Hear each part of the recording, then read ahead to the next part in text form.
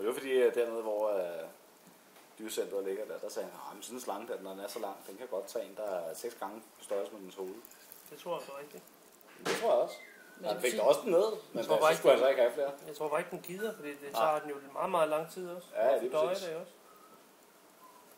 Jeg sidder bare og filmer, mand. Jeg synes, det aller sjoveste ved den der, ikke? Det er, når alle kammerater og sådan noget med børn og sådan noget kommer. Og børnene, de er jo fuldstændig... den er bare fed, den der, ikke? Og alle forældre, de står ude i fjorden eller et eller andet sted, ikke? Er det rigtigt? Ja, de er pisse bange for sådan noget, ikke? Skidt.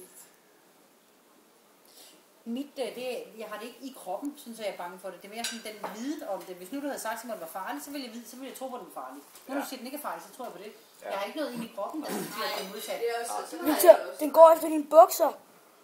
Den har set dilleren. Den har set dilleren, Victor, og tænker, ej, se der er en lille museunger, den er tøet op. Hop, siger vi lige, så hænger den der. Så er der en her lang diller, der er stribet. Far, jeg filmer helt ærligt. Okay. Hvad så? Kan du få et billede af den til...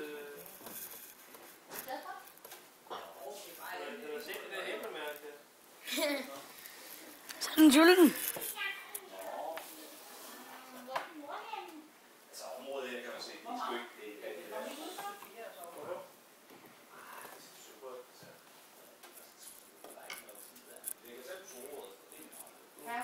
Ui, så lille slange, mand.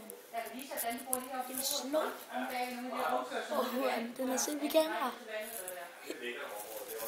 Og den er ikke helt